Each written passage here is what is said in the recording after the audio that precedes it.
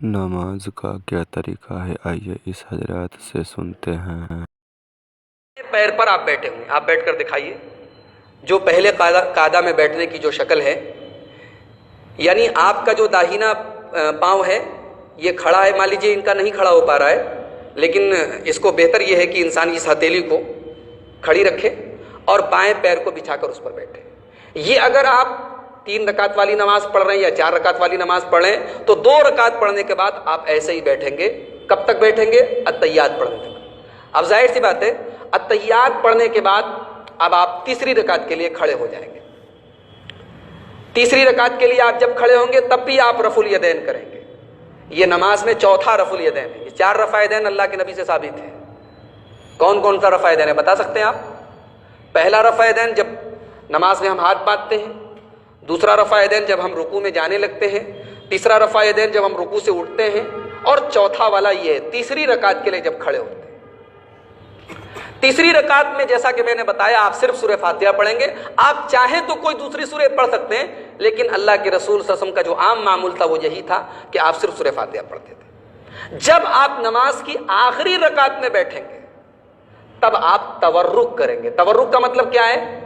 آپ اپنے بائیں پاؤں کو داہنے پاؤں کے نیچے سے نکالیں گے اور اپنی سرین کے بل، اپنی کمر کے بل آپ بیٹھیں گے۔ یہ آپ اس بیٹھک کو دیکھ لیجئے، اور یہ ضروری ہے، یہ اللہ کے نبی صلی اللہ علیہ وسلم کا طریقہ ہے کہ آپ جو ہے داہنے پاؤں کو اپنے بائیں پاؤں کو داہنے پیر کے نیچے سے نکال لیں گے اور سرین کے بل بیٹھیں گے۔ یہ نماز کی آخری رکعت میں، چاہے آپ فجر کی 2 رکعت والی نماز ہی کیوں نہ پڑھ رہے ہوں، چاہے آپ مغرب کی 3 رکعت والی نماز ہی کیوں نہ پڑھ رہے ہوں، نماز کی آخری رکعت میں آپ کو تورک کرنا ہے۔ اس تورک کی دلیل کیا ہے؟ آئیے وہ حدیث دیکھ لیتے ہیں جس میں اللہ کے رسول صلی اللہ علیہ وسلم سے تورک ثابت ہے۔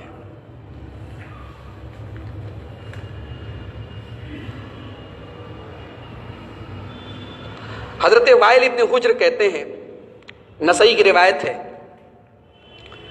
کہتے ہیں کہ لَأَنظُرَنَّ إِلَىٰ صَلَاةِ رسول اللہ صلی اللہ علیہ وسلم، میں نے اللہ کے رسول کی نماز کو دیکھا ہے، کیف یصلی، اللہ کے نبی کیسے نماز پڑھتے تھے۔ فَنَظَرْتُ إِلَيْهِ، جب میں نے اللہ کے نبی کی نماز کو دیکھا، فَقَامَ فَكَبَّرَ وَرَفَعَ يَدَيْهِ حَتَّى حَازَتَا بِأُذُنَيْهِ، اللہ کے نبی جب نماز میں رفع یدین کرتے تھے تو اپنے دونوں ہاتھوں کو اپنے کانوں تک اٹھاتے تھے۔ ثم وضع يده اليمنى على كفه اليسرى، اور اللہ کے نبی اپنا داہنا ہاتھ اپنے بائیں ہاتھ کی ہتھیلی پر رکھتے تھے۔ فلما اراد ان يركع رفع يديه، اور اللہ کے نبی جب رکوع میں جانے لگتے تھے تب بھی رفع یدین کرتے تھے۔ آگے کہتے ہیں حضرت وائل ابن حجر کہ اللہ کے رسول صلی اللہ علیہ وسلم جب سجدے سے اٹھتے تھے وَافْتَرَشَ رِجْلَهُ الْيُسْرَى، تو اللہ کے رسول اپنا بایاں پیر بچھا لیتے تھے۔ وَوَضَعَ كَفَّهُ الْيُسْرَى عَلَى فَخْذِهِ، اور آپ اپنے بائیں ہاتھ کی ہتھیلی کو اپنے بائیں ران کے اوپر رکھتے تھے۔ وَجَعَلَ حَدَّ مِرْفَقَهُ الْأَيْمَنَ عَلَى فَخْذِهِ الْيُمْنَى، اور اپنے داہنے ہاتھ کو اللہ کے پیارے نبی اپنے داہنے پیر پر رکھتے تھے۔ ثُمَّ قَبَضَ اثْنَتَيْنِ مِنْ أَصَابِعِهِ، اور اللہ کے نبی ایسے حلقہ بناتے تھے اپنے ہاتھوں کا۔ ثُمَّ رَفَعَ إِصْبَعَهُ، اور آپ اپنی انگلی کو اٹھاتے تھے۔ فَرَأَيْتُهُ يُحَرِّكُهَا، میں نے دیکھا کہ اللہ کے نبی اس انگلی کو حرکت دے رہے ہیں۔ یہ نسائی کی صحیح روایت ہے۔ اپنی انگلی کو آپ حرکت دے رہے ہیں، یدعو بہا، اور اس حرکت کے ذریعے آپ دعا کر رہے ہیں۔ اس حدیث سے کئی مسئلے نکلے۔ ایک مسئلہ یہ نکلا کہ نماز میں ہمیں انگلی سے اشارہ کرنا ہے، اور یہ اشارہ کب کرنا ہے؟ التحیات میں جب ہم بیٹھے ہیں تب کرنا ہے۔ اشہد اللہ پر اٹھانا اور الا اللہ پر گرانا، اس کی کوئی دلیل موجود نہیں۔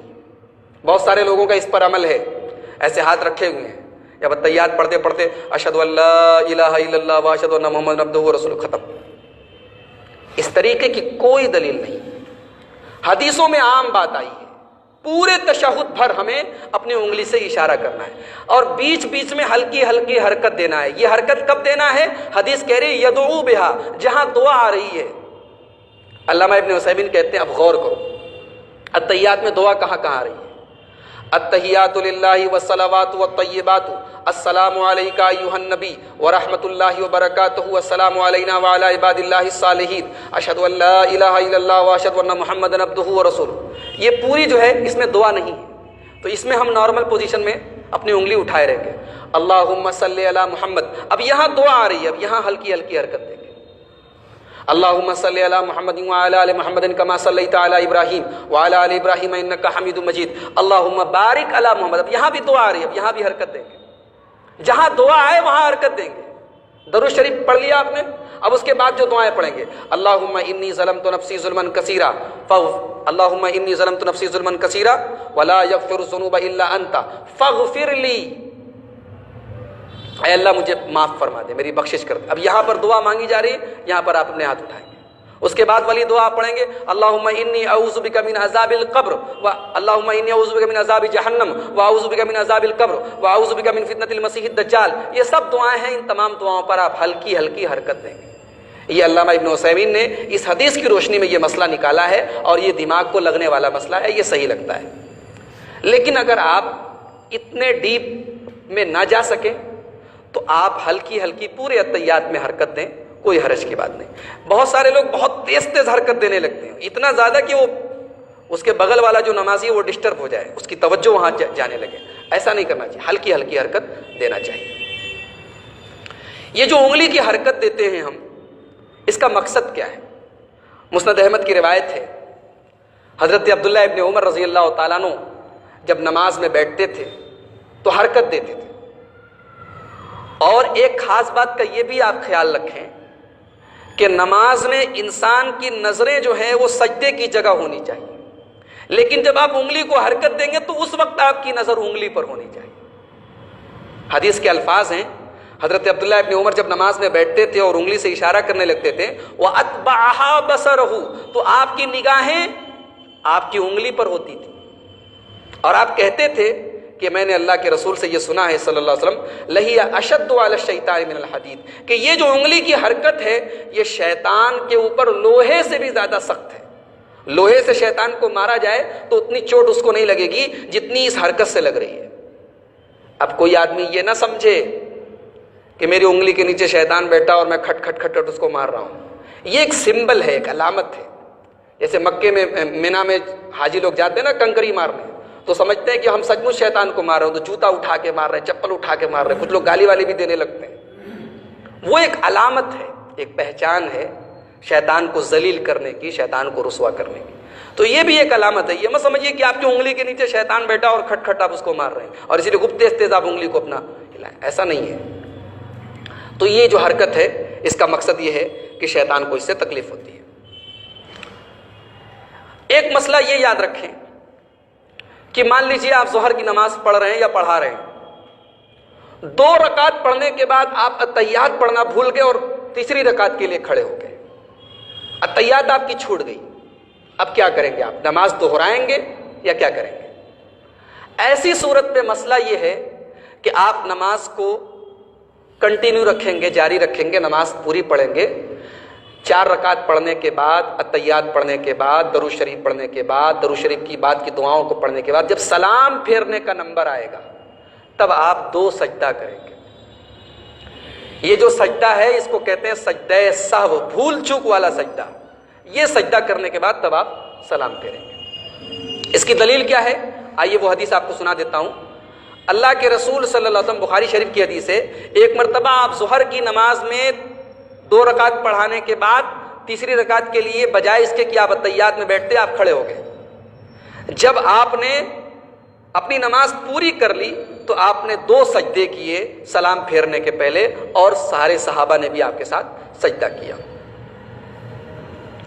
اس کے بعد اتحیات پڑھنے کے بعد آپ درود شریف پڑھیں گے. درود شریف کے مختلف الفاظ حدیثوں میں آئے ہیں. سب سے بہتر جو الفاظ ہیں صحیح بخاری اور صحیح مسلم میں حضرت کعب ابن عجرہ سے وہ روایت آئی ہے. وہ الفاظ کیا ہیں؟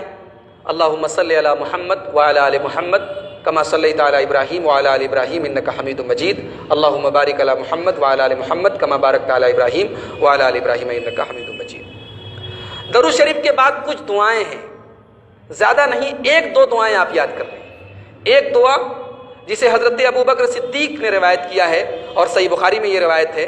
حضرت ابو بکر صدیق نے اللہ کے رسول صلی اللہ علیہ وسلم سے کہا کہ علمنی دعاء ادعو بہ فی صلاتی، اے اللہ کے نبی مجھے کوئی دعا سکھائیے جو میں نماز میں پڑھا کروں.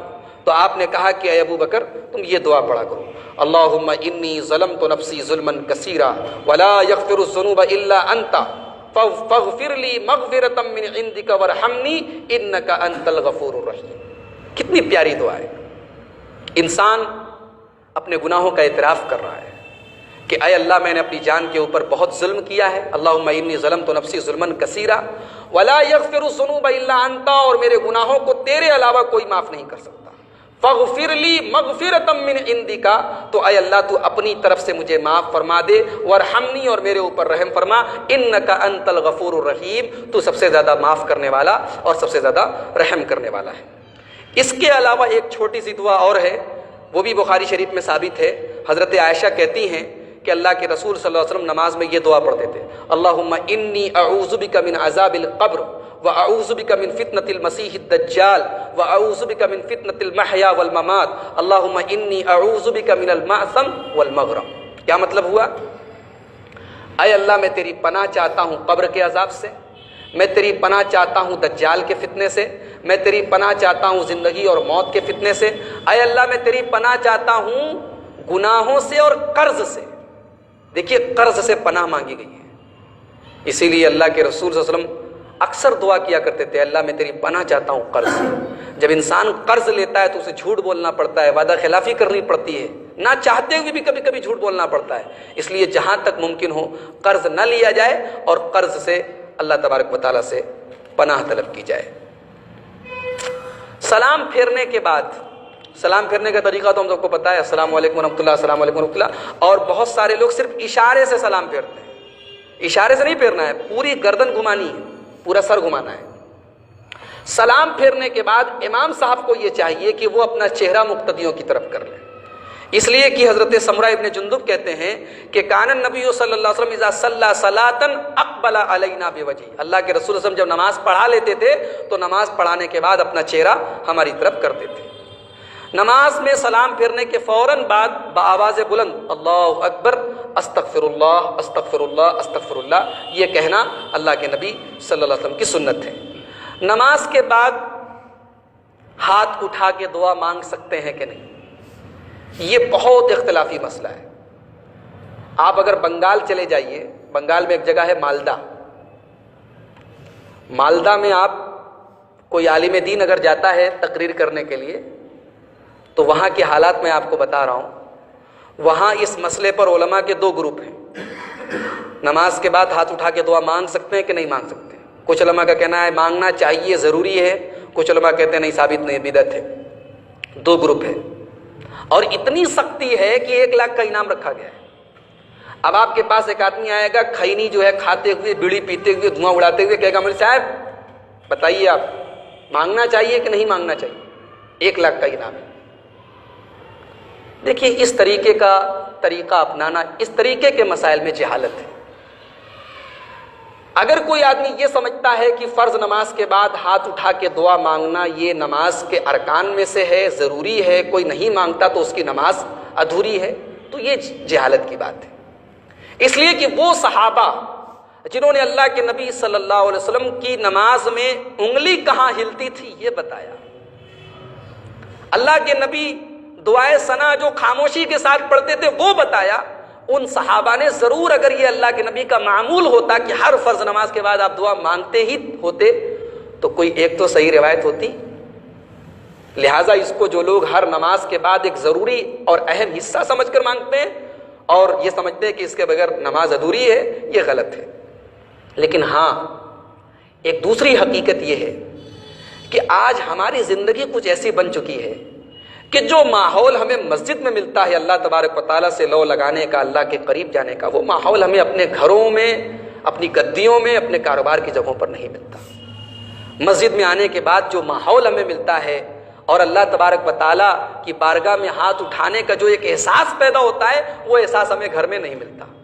تو اس مقصد کے تحت اگر کوئی آدمی مسجد میں آیا ہے نماز پڑھنے کے بعد، اسے اللہ تبارک و تعالیٰ سے دعا مانگنی ہے، بے شک مانگ سکتا ہے، اس لیے کہ ایسی کوئی ممانعت کی دلیل نہیں ہے کہ نماز کے بعد آپ دعا نہیں مانگ سکتے۔